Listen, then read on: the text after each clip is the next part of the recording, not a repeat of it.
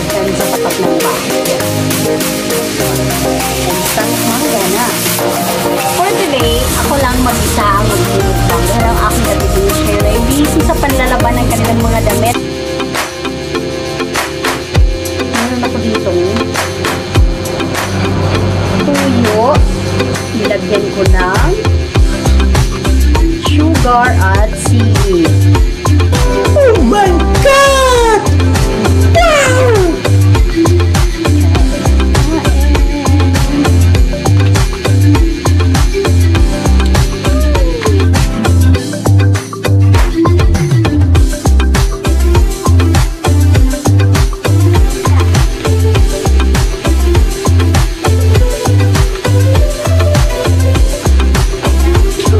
Hindi naman talaga ako dapat magbablog ng ganito kung hindi ko nakita yung viral video.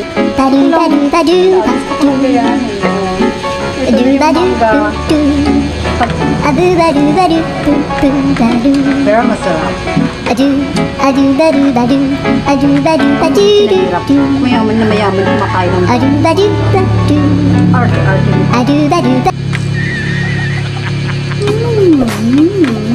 Ayaw, di ba? Babalik ka rin ko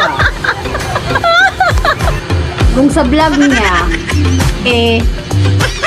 hindi siya nasasarapan sa pagkain at drink-drink siya. Yung sa akin, sarap na sarap. Comment nyo lang dito sa baba yung request nyo. Tingnan natin kung kaya nyo. Oh, no, no, no, no.